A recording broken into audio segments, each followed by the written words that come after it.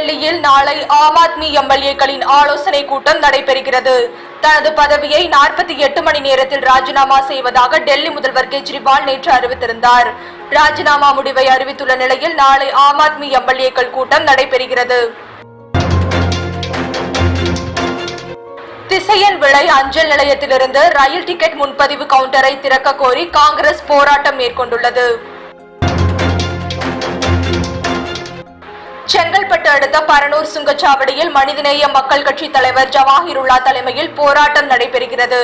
காலாவதியான சுங்கச்சாவடிகளை அகற்ற வலியுறுத்தியும் அதிக கட்டணம் வசூலிப்பதை கண்டித்தும் ஆர்ப்பாட்டம் நடைபெறுகிறது.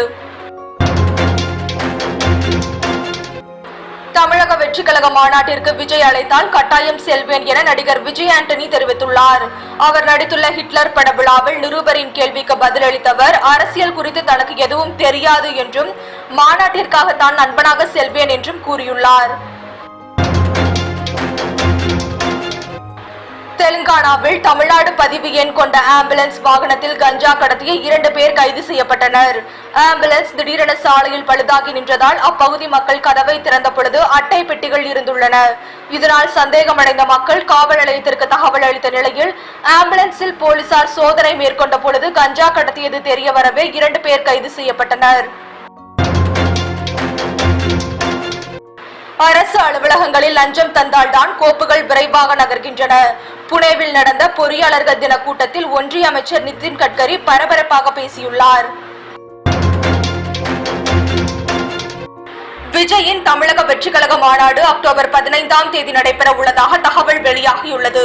விழுப்புரம் மாவட்டம் விக்கிரவாண்டியில் அக்டோபர் 15ஆம் தேதி மாநாடு நடைபெறும் என சுவர் விளம்பரம் ஒட்டப்பட்டுள்ளது.